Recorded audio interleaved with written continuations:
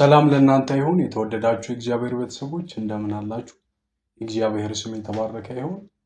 ዛሬ ደግሞ ትንሣኤ በሚል ርዕስ የእግዚአብሔርን ቃል እንከፋፈላለን ማለት ነው። ክብር ለእግዚአብሔር ይሁን።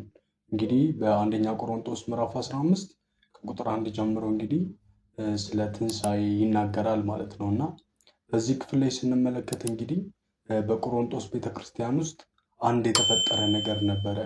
ይህም የተፈጠረ ነገር ምንድን ነው ብለን ስንመለከት አንዳንዶች እንግዲህ የሙታን ትንሣኤ እንደሌለ ያስተምሩና ይናገሩ ነበር። ሐዋርያው ጳውሎስ ደግሞ ቆሮንቶስን መልእክት ሲጽፍላቸው ኢየሱስ ክርስቶስ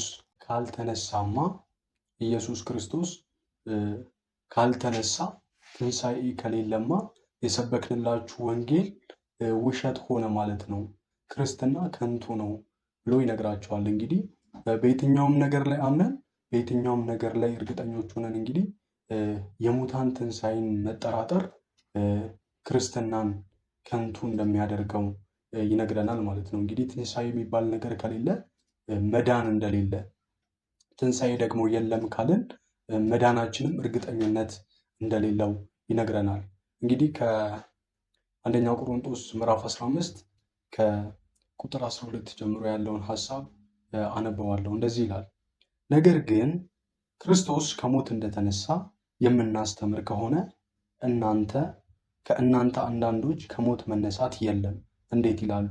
ከሞት መነሳት ከሌለማ ክርስቶስ ከሞት አልተነሳም ማለት ነዋ።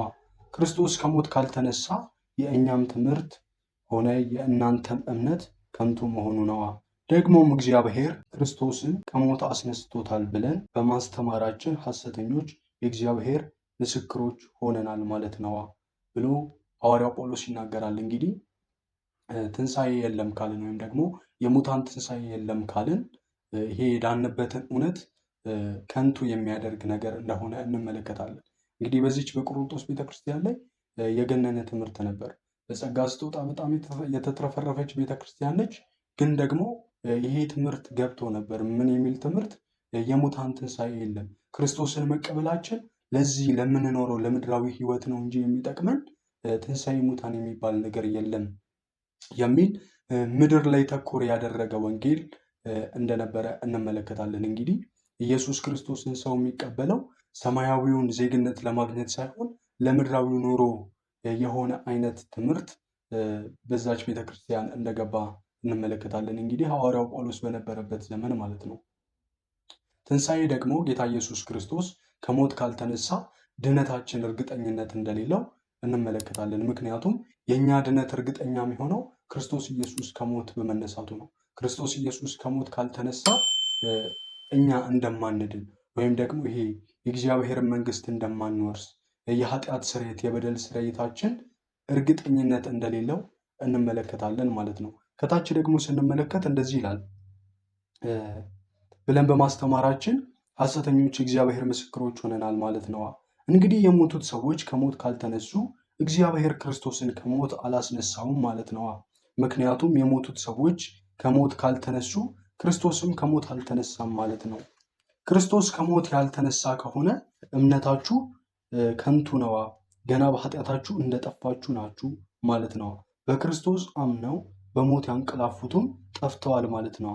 በክርስቶስ ተስፋ የምናደርገው ለዚህ ዓለም ሕይወት ብቻ ከሆነ ከሰዎች ሁሉ ይበልጥ የሚታዘንልን መሆናችን ነዋ ብሎ ይናገራል። እንግዲህ በዚህ ክፍል ላይ ስንመለከት እንደተነጋገርነው በቆሮንቶስ ቤተክርስቲያን ውስጥ የነበረው ችግር አንዳንዶች የሙታን ትንሣኤ እንደሌለ ያስተምሩ እንደነበር፣ ትምህርታቸው ደግሞ ምድር ላይ ትኩረት ያደረገ ምድራዊውን ነገር ብቻ ክርስቶስ ኢየሱስ ክርስቶስን መቀበል ለምድራዊ ሕይወት ወይም ደግሞ ይሄ ምድራዊውን ነገር የማግኛ መንገድ አድርገውት እንጂ ስለ ዘላለማዊ ይሄ ሰማያዊ የሙታን ትንሣኤ የለም ብለው እንደሚያስተምሩ እንመለከታለን ማለት ነው። በዚህ ክፍል ሐዋርያው ጳውሎስ ደግሞ ሐዋርያትም የሰበኩት እኔም የሰበኩላችሁ ወንጌል እምነታችሁ ከንቱ ነው፣ የሙታን ትንሣኤ ከሌለ ክርስቶስን መከተል ምንም አይጠቅማችሁም፣ ክርስትና የሚባል ነገር ምንም ትርጉም የለውም ብሎ ሲናገር እንመለከታለን። ምክንያቱም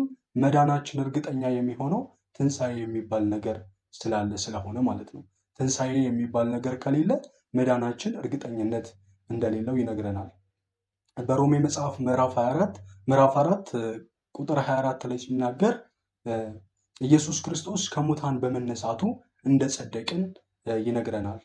በሮሜ ምዕራፍ 4 ቁጥር 24 ላይ ያለውን ሐሳብ እንመልከተው። እንደዚህ ይላል፣ ከሞት ባስነሳው አምላክ ለምናምን ለኛ እምነታችን ጽድቅ ሆኖ ይቆጠርልናልና ይህ የጌታችን ኢየሱስም ስለ ኃጢአታችን ለሞት ታልፎ የተሰጠውና እኛንም ለማጽደቅ ከሞት የተነሳው ነው ብሎ ይናገራል። እንግዲህ ጌታ ኢየሱስ ክርስቶስ ከሞት ሲነሳ እኛ እንደጸደቅን ወይም ደግሞ ድነታችን ሙሉ በሙሉ ፍጻሜን እንዳገኘ ወይም ደግሞ እርግጠኛ እንደሆነ ይነግረናል። ጌታ ኢየሱስ ክርስቶስ እንግዲህ በቀራንዮ መስቀል ላይ ስለኛ ሲሞት ኃጢአታችን የተቀጣበት ወይም ደግሞ ኃጢአታችንን ይዞ ስለኛ የሞተበት ራሱ ኃጢአት ሆኖ ስለኛ በቀራንዮ መስቀል ላይ እንደሞተ እንመለከታለን። ከዛስ ጌታ ኢየሱስ ክርስቶስ ደግሞ ከሞተ በኋላ ሲነሳ ደግሞ መጽደቃችንን እንዳረጋገጠልን ጽድቅን እንደሰጠን እንመለከታለን። ምክንያቱም በሮሜ ምዕራፍ 4 ቁጥር 25 ላይ እንደዚህ ብሎ ስለሚናገር ማለት ነው።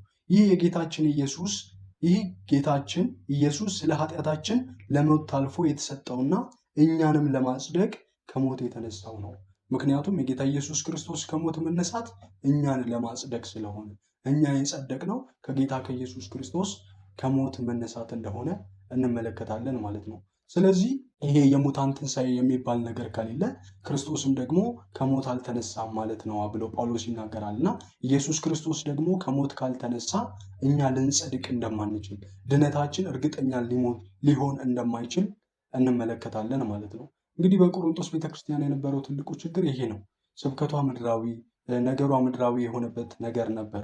ምክንያቱም ጌታ ኢየሱስ ክርስቶስን የሚቀበሉት ምድራዊው ነገር እንዲሳካላቸውና እንዲሞላላቸው ነው እንጂ ይሄ ሰማያዊውን ነገር ወደ መርሳት የሄዱበት ጊዜ እንደሆነ እንመለከታለን ማለት ነው።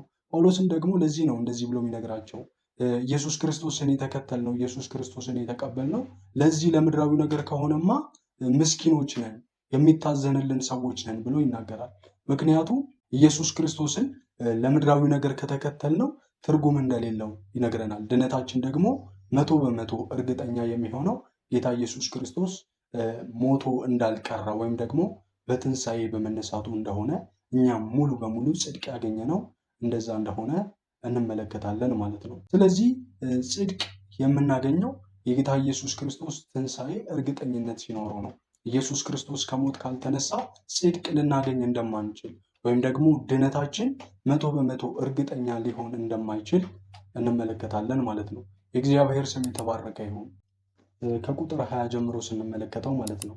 ነገር ግን ክርስቶስ ለሞቱት ከሞት የመነሳት የመጀመሪያ ምሳሌ ሆኖ በእርግጥ ከሞት ተነስቷል። ሞት የመጣው በአንዱ ሰው በአዳም ምክንያት እንደሆነ ከሞት መነሳትም የሚመጣው በአንዱ ሰው በክርስቶስ ምክንያት ነው። በአዳም ምክንያት ሰው ሁሉ እንደሚሞት እንዲሁም በክርስቶስ ምክንያት ሰው ሁሉ ሕይወትን ያገኛል ብሎ ጳውሎስ ይናገራል። እንግዲህ ሰው ሁሉ ሕይወትን የሚያገኘው ኢየሱስ ክርስቶስ ከሞት በመነሳቱ እንደሆነ፣ ኢየሱስ ክርስቶስ ደግሞ በትንሣኤ በኩር እንደሆነ እንመለከታለን። በኩር የሚለው እንግዲህ ወደር ያልተገኘለት ወይም ደግሞ ቀዳሚ እንደሆነ የመጀመሪያ እንደሆነ እንመለከታለን ማለት ነው። በኢየሱስ ክርስቶስ መነሳት ደግሞ በጌታ በኢየሱስ ክርስቶስ ያመኑት እንደሚነሱ፣ ድነታቸው ደግሞ እርግጠኛ እንደሆነ እንደጸደቁ ያመለክተናል ማለት ነው። ስለዚህ ይህ የትንሣኤ ትምህርት የሚለው ሐሳብ በጣም ወሳኝና መሰረታዊ የሆነ ትምህርት እንደሆነ እንመለከታለን። ምክንያቱም ይሄ ትንሣኤ የሚለው ነገር ከሌለ፣ የሙታን ትንሣኤ የሚባለው ትምህርት ከሌለ ወይም ደግሞ የሙታን ትንሣኤ የሚባለው ነገር ከሌለ የሰው ድነት እርግጠኛ ሊሆን እንደማይችል መጽሐፍ ቅዱስ ራሱ ስለሚነግረን ማለት ነው። አሁን ባነበብነው ክፍል በሮሜ ምዕራፍ 4 ቁጥር 25 ላይ እንግዲህ ጌታ ኢየሱስ ክርስቶስ እኛን ያጸደቀን ከሞት በመነሳቱ እንደሆነ እንመለከታለን። ድነታችንን ያረጋገጠው ኢየሱስ ክርስቶስ ከሞት በመነሳቱ እንደሆነ እንመለከታለን ማለት ነው። የእግዚአብሔር ስም የተባረከ ይሁን።